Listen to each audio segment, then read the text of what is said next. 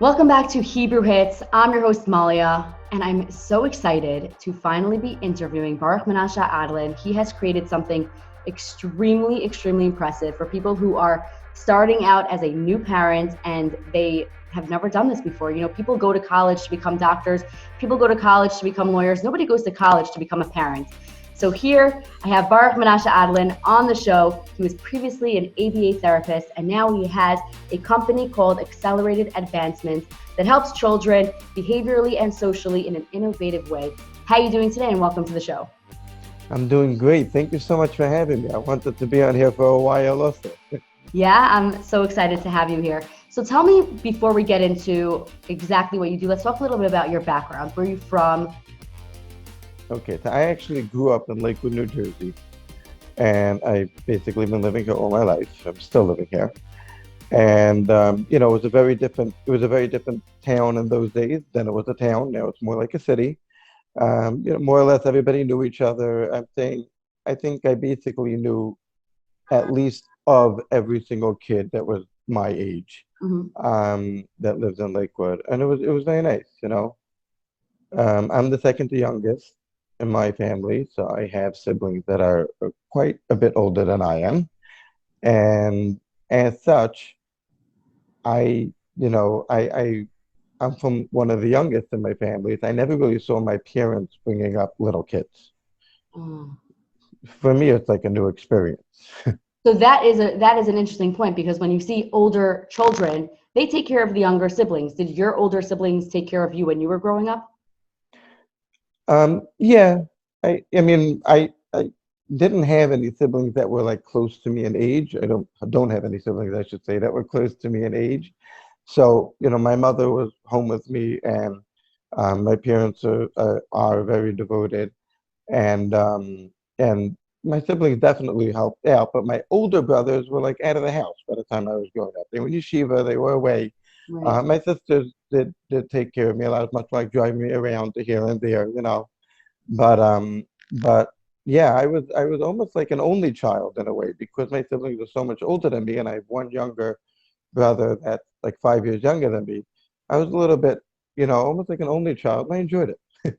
So what I'm excited to talk to you about is, people become parents and you have a story of your own, but they're not trained. People aren't trained. So walk me through, you got married and like you're just thrown into fatherhood. Tell me how that was.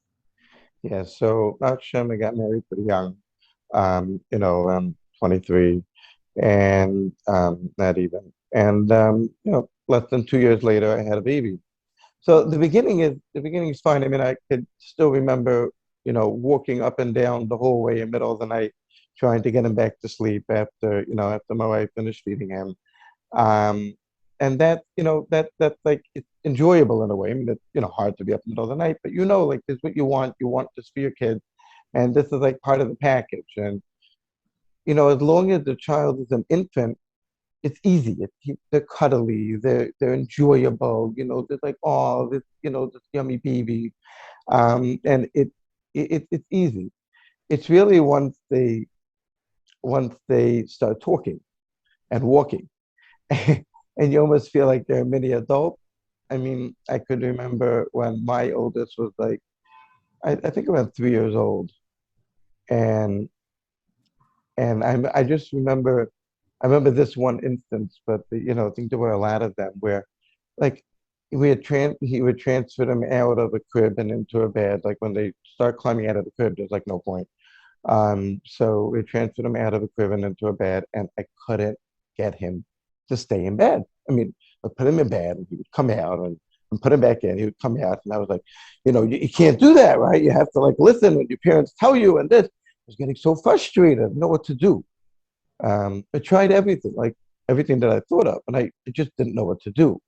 And I remember calling someone, actually, my yeshiva, and I told him, like, this is what we're doing, this is what's happening, and what do I do?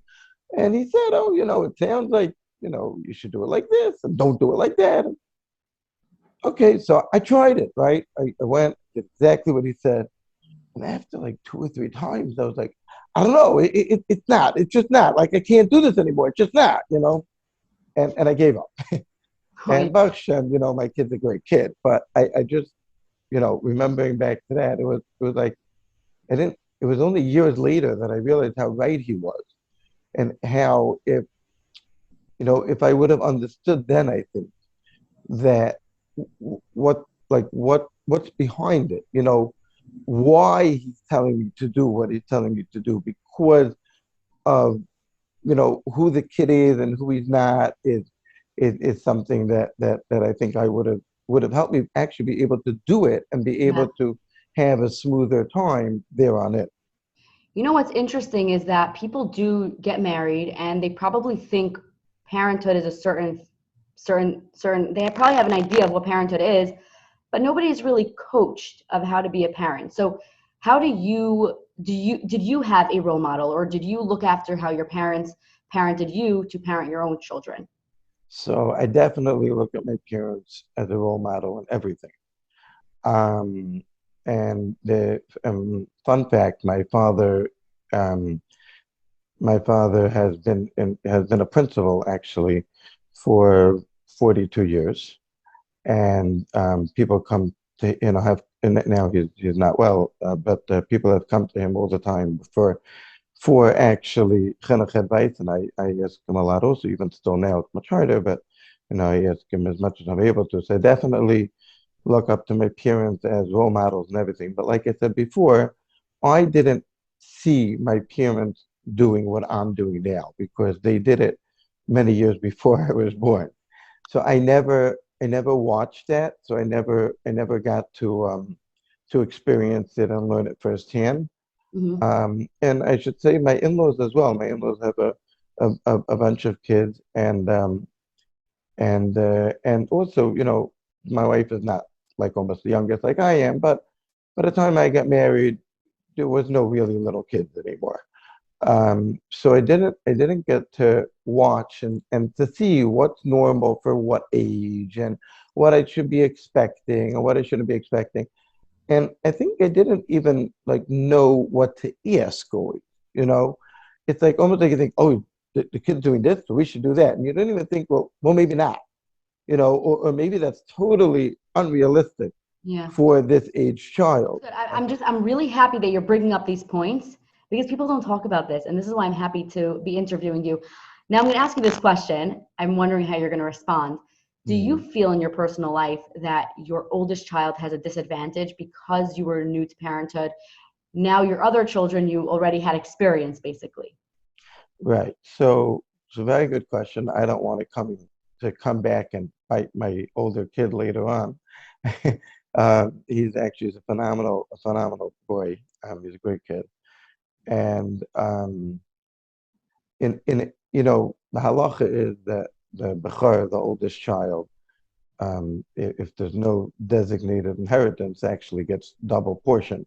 And one of the reasons that is brought down is because he's the guinea pig, so to speak.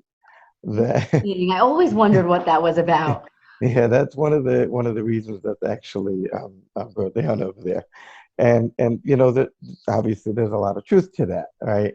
So, but on the other hand, in a way, you put a lot of effort into your oldest child. So, it's never like yeah. I certainly see now, like with my younger half of the family, Hmm. um, I had like, yeah, there's a lot of things that I'm doing with them that I never did with my older kids Exactly. because I didn't know. And I wish I would have. But but Shem, they're good. But I wish I would have known that. I think it would have been a smoother sailing, both for myself and my wife, and for my children. For my children, I think we would have gotten where we are now in an easier way. It could be even further. I mean, obviously, it's Yeah. never you don't go back and you never know what would have been. But yeah, I definitely see a big difference between like with my younger children now and my older children when they were this age. Now, me not being a parent, I'm not married, I don't have kids. I have not done the parenting thing, so that's why I think it's extremely cool that I can ask you these questions. Mhm. What was your idea of parenthood before you got married, and what is your idea of parenthood now? That's a very good question. So I have to be honest. I probably didn't think about parenthood um, in I probably didn't think about parenthood, about everything that goes into it before I got married. It's much more. Even though I was a counselor when I was a bacher. When I wasn't married yet, I was a counselor for a number of years. I always was good with kids, like and with adults, and but I was always a people person. But I remember even when I was like 17, I told my father was principal, and I went with him to school one day when I had an off Shabbos, and I asked him if I could teach a class, Oh, and wow. um, and he uh, and he let me, but not for a long time. But they gave me parsha sheets and it was Friday, and I taught a fifth grade class, which was officially the highest class in the school. I taught them parsha, and nobody moved. Like the kids, like the Rebbe went out in the middle before my father come show him that, like the kids. I always enjoyed kids, and I always was working with kids. And I remember, I had older siblings married with their own kids. And I remember telling my sister once, you must just sit and laugh all day from watching your kid make shows all day. And she was like, well, I don't really know if it's like that. So I don't know that I saw it from a perspective of what I am going to have to do for my children to help them become the adults, with Hashem's help that we all want them to become. I think I thought of kids in a whole different way. As it's fun, it's geschmack, and Right. there's so much to do it. And then it was only after, not even after you get married. It's more like after you have children, and all of a sudden you're like you're dealing with it, and then you realize, oh, there's so much more to this that needs to go into it. Would you mind me asking you, being a parent and you're saying you're good with kids, what was your first experience of pain as a parent? Like something that just didn't make sense. You were like, I did not think I would have to deal with this as a parent. So I really think it was going back to what I said before, when you know your child needs to go to sleep, right? It's a very basic thing. Like, it's not healthy if they Mhm. don't go to sleep when they're supposed to go to sleep. And I think the fact that I wasn't able, in my mind, I needed to get him to go to sleep.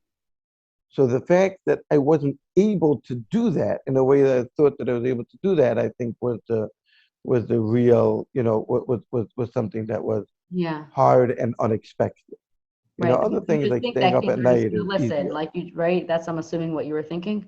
In a way, yeah. I mean, I didn't. I'll tell you the truth. I remember as a counselor, the counselor to fifth graders, um, in a local day camp here in Lakewood, and we went on a big overnight.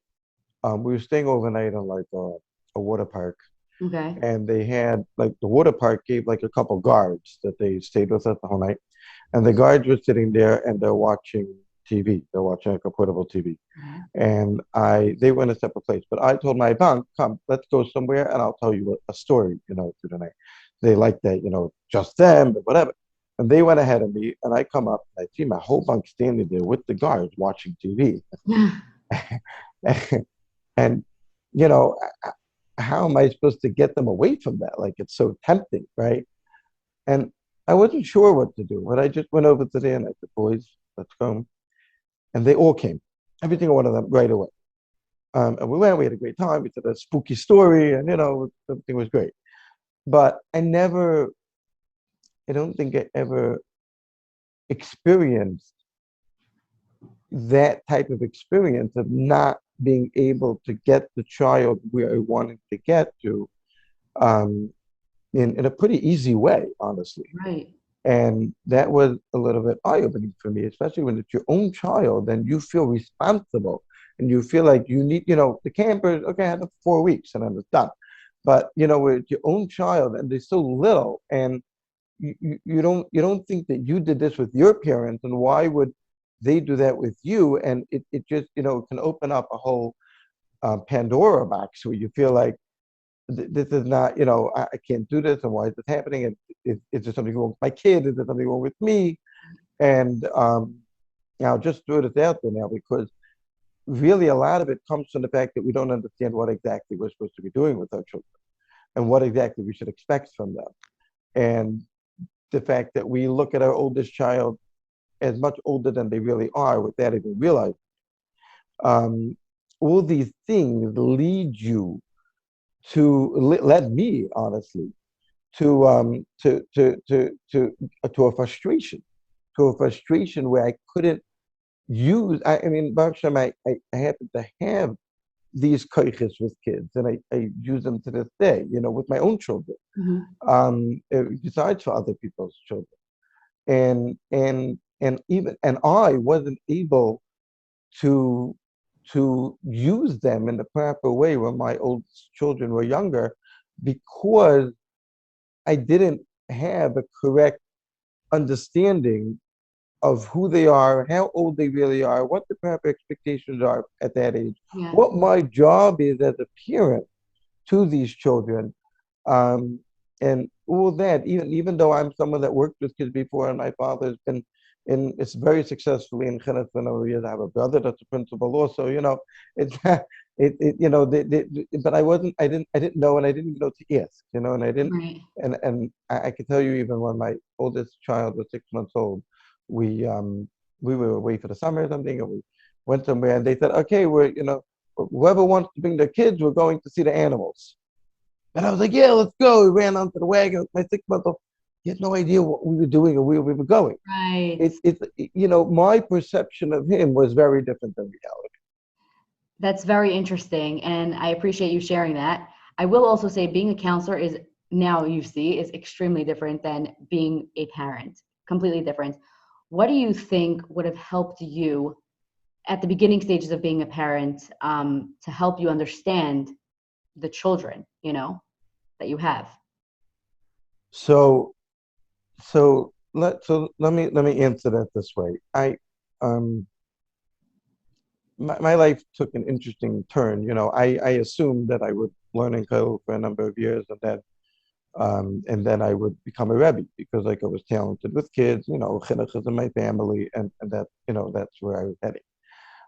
Came a point in time that for whatever reason I felt that I needed to get a job, pretty soon. And Mhm. in order to become a rebbe, I had to go to like this course, and it was already in middle, so I couldn't come in then. So they said maybe the next year, but right then I needed to do something.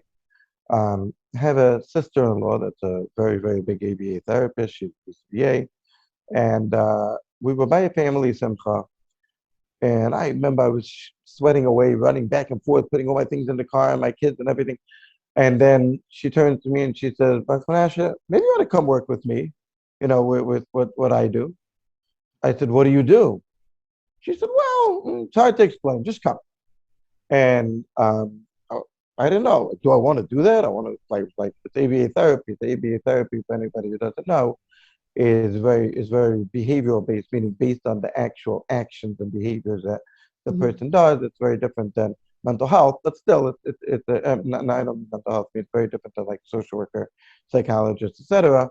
But still, it's a therapy, and I was never involved in the therapy world. I never thought I was going to end up there. So I was like, do I really want to go be a therapist? Like, no way. I wanted to become a rebbe. So I asked my father what to do, and he felt that I should go for it. He brought me to Rabbi Yosef Rosenblum, and Rabbi Yosef Rosenblum couldn't really talk then, but somehow or other my father decided that he said that I should do it, or at least Okay. try it. So I did it, and the next year I actually wasn't like I wasn't going to become a Rebbe. It was just like I was going to do it for now. So the next year I took the Rebbe course, and I started being into it, and I was doing well in it. But at some point in time, I realized that I have to put all my focus into one area. Do I want to do the one-on-ones, or do I want to, become a Rebbe? And it's like nothing's going to work halfway. So I thought about it for a while, and I realized that I really enjoy the one-on-ones. Like the Yeah. one-on-ones is my passion. So I started doing the one-on-ones. The Baruch Hashem, I was very successful in that company. Um, and I worked there for a number of years, and then I realized that there was a need for ABA really targets kids that are diagnosed with ASD, which is autism spectrum disorder. And I was working in mainstream schools with children that were diagnosed with ASD, and I realized that there was a lot of children that are not diagnosed with ASD that are regular, typically developing children that are going downhill fast, either behaviorally or socially, and nobody's really helping them. Like the school social workers, so they're able to help some of the kids, but some of these kids are not, they don't see them every day, they only see them once a week. And for sure, a social worker that's not in the school Yeah. only sees them once a week, even off ground. They're not even like there. And it wasn't, for some kids it was good, but for a lot of kids, they were just falling through the cracks. So what So did I you do? started, what'd you say? So what did you do? So I started this program to help these children, which I believe is the only thing that runs as it runs in Lakewood. There's nothing comparable. Where I come in every single day and I meet the child every single day, but for a short amount of time. She doesn't feel like a never case.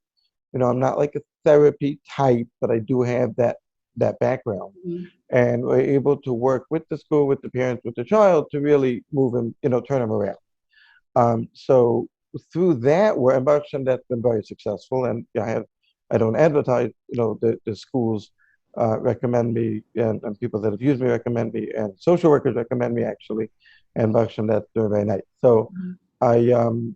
but through that, working with a lot of parents, and through that I realized, hey, there's so many parents that are going through the same thing I went through with my oldest children. And I was getting as clients a disproportionate amount of oldest children. Wow. And there was a reason for it, Yeah. And it's not that the parents are not good parents. I mean, I consider myself a good parent. It's just that we're missing information, and we're missing how to implement that information. So therefore, they ended up, the problems, they started off almost as not really problems. Hmm. And then because of the information that's missing and because of the way we deal with it, it ends up getting bigger and bigger and bigger and bigger until it has to end up by me. What is the process? Like, how do you help them? Because I like that you started this because this was your struggle. This is why I brought you on the show, is because I enjoy finding people who went through a struggle and then overcame that and did something from that struggle. And this is exactly what you did. You had a struggle being a new parent. You didn't really have guidance. There's no college, as I said before, for new parents. And here you came and you created some sort of way to help these parents. So how do you help these parents? Okay, so how I help them is like this. I've created a course, so to speak, with about 7 components of mindsets. And what that means to say is that a lot of what we're doing, a lot of people will pick up the phone and say, my kid did this, what do I do? And I'm like, you have to back up. Mm. Before saying, what do I do? You need to understand the child. You need to understand what your role is as a parent. You need to understand why the kid is doing it.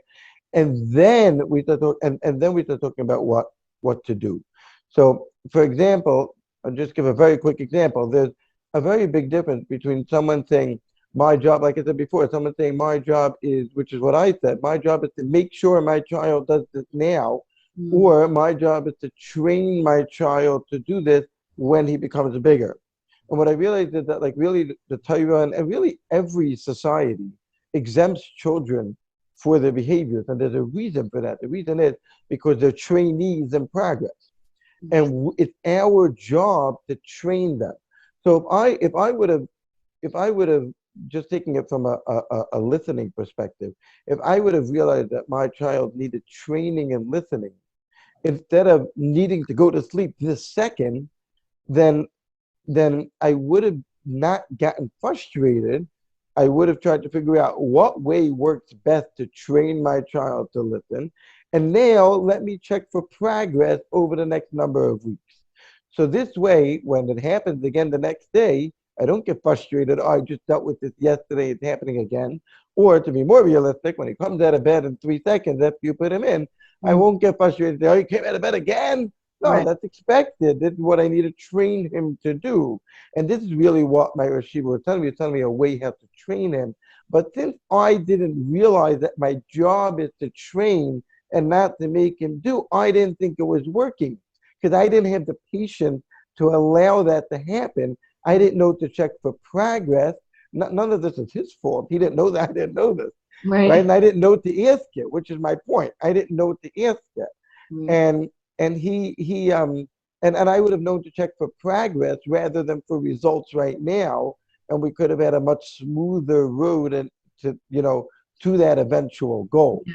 Do you Um, specifically help parents with their firstborn, or this is for any child? Or like, because you're saying the difference between a firstborn rather than the younger children. right. So this course that I created and more it's really meant for obviously I've done parenting as part of my work with people older than me, with people old with kids much older than my kids. And I'm working with their child and I guide them in how to what is best for this child at this stage. But I have this passion for this specific thing to help the parents not go through what I went through and to help them avoid having to backpedal everything, and to really set up from the beginning a way and mindset how to effectively structure your parenting so that you're on a much smoother road from the beginning. So what I've set up over here is something that's designed specifically for parents that the oldest child is between the ages of 3 and 8, Mhm. and and to work with them to go through these 7 structures and guide them in how to implement it, check back for the implementation, and see how it really works for you in your house with your children because everybody's life is different. Do you feel though that every child is different and every child reacts differently because people have different personalities? Let's say there is a kid that won't listen to his mother, and you do these trainings with the parents, do these trainings, and it's just this kid is just not listening. Like, does it work for everybody? These steps? So yeah, I believe that these steps do work for everybody, when done properly and when checking for for progress. So the kid still doesn't listen, but is he not listening as much as he used to not listen? Ah, Right? So that's what we want to look for. And that's really the difference between taking this training and not taking it, is what are you looking for? You're looking for, oh, yesterday he screamed back at me that you're the worst mother in the whole world and I hate you. And today he said the same thing. But did he really? Because yesterday he was screaming for an hour straight and he's been doing that for the past week. And then this week he only screamed for 45 minutes straight. So that's what we call progress. But if you're not looking for it, you won't notice it. You'll just see, oh, he did it again. ah. So, and the difference that it makes is really transformational. It changes your whole parenting experience and therefore changes how your children actually react to you. How has your parenting, I'm excited to ask because I know in the beginning you were saying that was your struggle. You're just thrown into becoming a parent. How has your parenting changed? Not the view. How has it actually changed from when you first had your child till today? Because today you're giving all these trainings, so you understand it. I don't know how young your children are now, but in general. So I have, all the ages that I counsel on, basically. Baruch Hashem. And it has changed, but I'm going to be very, very open about this. That that when all of us as parents, we're biased in a way, and it's hard for us to take ourselves out of the situation and look at it from an objective standpoint. And I go through the same thing with my own children. However, being that I do know all this information, and I tell people that all the time, and it's funny because I will get off the phone with a parent and I'll say, "Oh, so that's what I should do with my child, what I just told them." Okay, so that's what I'm going to do. Okay. And there is a definite, and my parenting has changed dramatically in the way that I am focused in the way that I am focused on. I'm trying to say this without like bringing you into my house a little Okay. bit, but you know, instead of just I'll put it like this: the frustration level on my end, and therefore my children's end, has lowered tremendously, and that's true even for my older children. So because I'm much more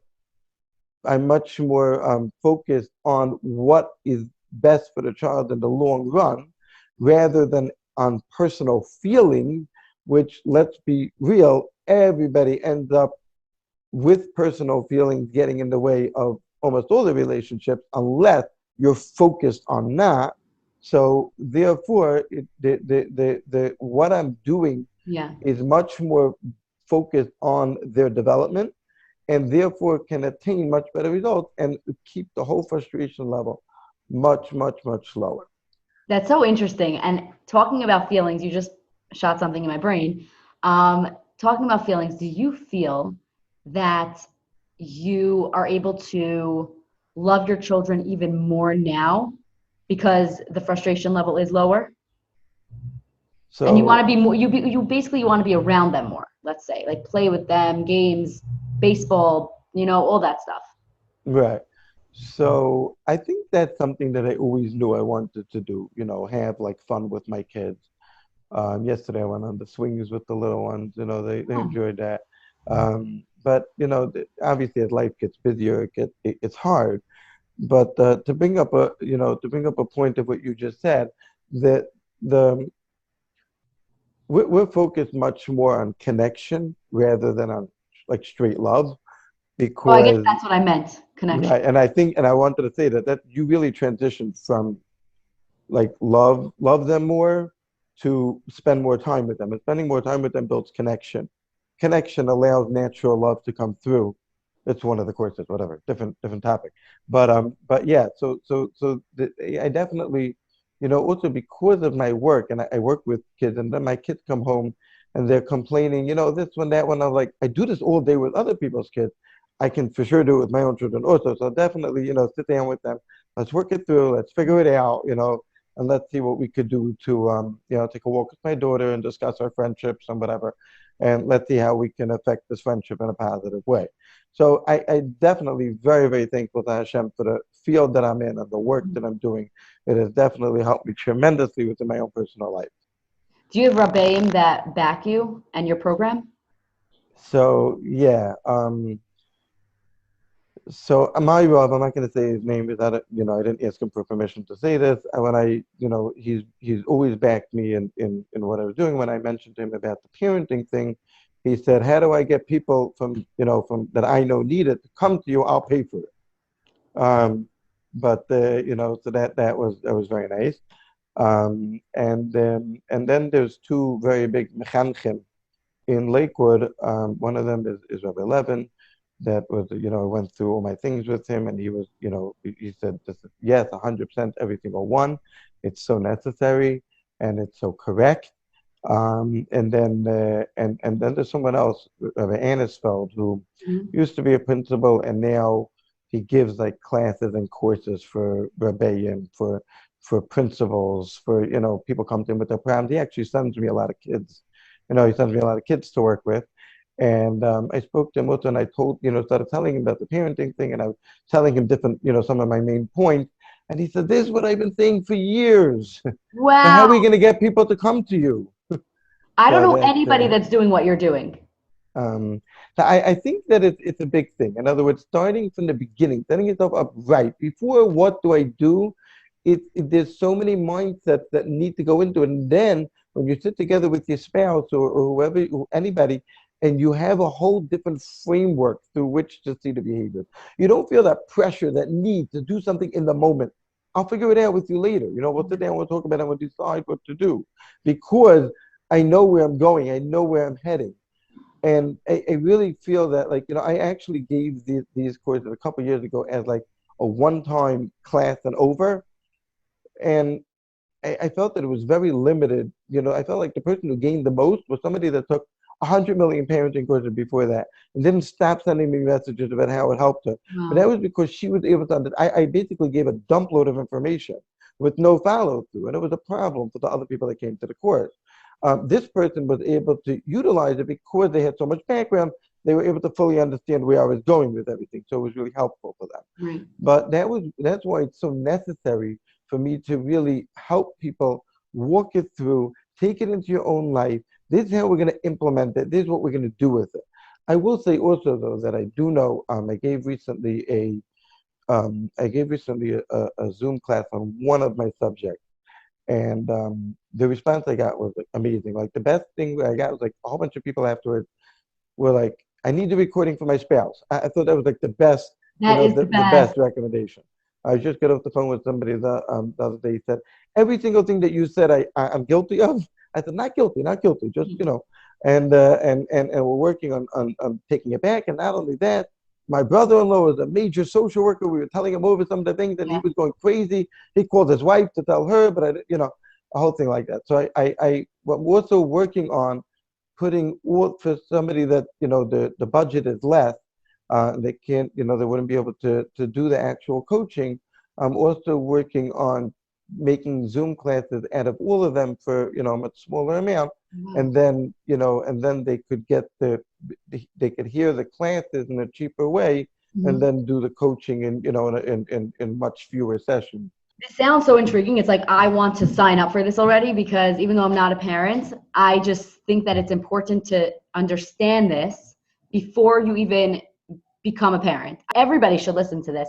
Now, just let's get technical so that my listeners could understand how they can sign up and everything. First of all, how long is the course? So, like I said before, the giving it as a class in a one shot, I think, is very, very little benefit to it. So, what I designed now is an actual coaching course where we do it as a group, and it's on Zoom. That way, you could be from anywhere or could join the group. And once a week we go through, it's about 7 different classes, and we give the class, and it focuses on one mindset, or 2 mindsets, whatever, whatever ties into that thing. And then we talk about it, we discuss it, we give homework for it. The next time we go through, how did it work for you? What happened? Were you able to do this? And in what way? And Mhm. everybody's answers is going to be different. And then after we finish all that, then we have another, that takes about a month. And then we have another month of the opposite. We'll get on and you'll tell me, this is going on in my house. What should I do? Now we're talking actual doing because we have the background information. So what should I do? So then we'll say, okay, we learned the steps, we understand the children. Let's take that and formulate a plan. Yeah. And obviously there's follow through in between the calls, and I'm available and accessible. And I hope also to make, I didn't do this yet, but I hope also to make like a group WhatsApp like between the parents themselves to be Oh, able to that's give very interesting. themselves That's a good idea. like chizuk and things like that. And how do people Um, sign up for it? And so is it also like anybody could start at any time, or you start at a certain time and do it together? to do it as a group, then you have to start at a certain time and do it Okay. together. There is also an option of doing it on your own. If if I get all these recordings up, which I will, but I don't have them up yet, then obviously be able to do that also. To sign A up, master class. yeah, well, it would be these 7 classes, but they're recorded, and you Right. can buy the recording, and then afterwards, to get for me to help you to bring it into your house, then we could do sessions just for that, which obviously would take a lot of the cost down Right, right, for, right. for the people. So how do I people just sign up for this? So they sign up by emailing me at bmadlin11@gmail.com, or they could call or text 732-833-3102. That's amazing. And is there anything that you have not shared yet that you want to share?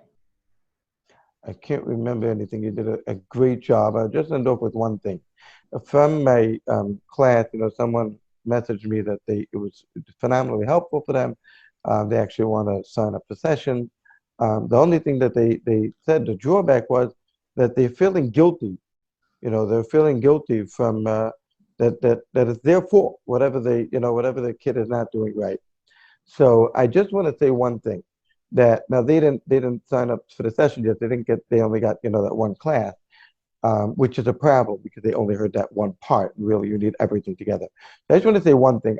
One of my classes is called No Guilt, and one my paper that I wrote, it says on it, super important. And I just want to give a message to all the parents out there that as long as doing things basically normal, and you are, even if you say I come home every day and say, I'm not functioning, I'm not functioning, I'm not functioning, chances are 99% of the time you're doing a great job.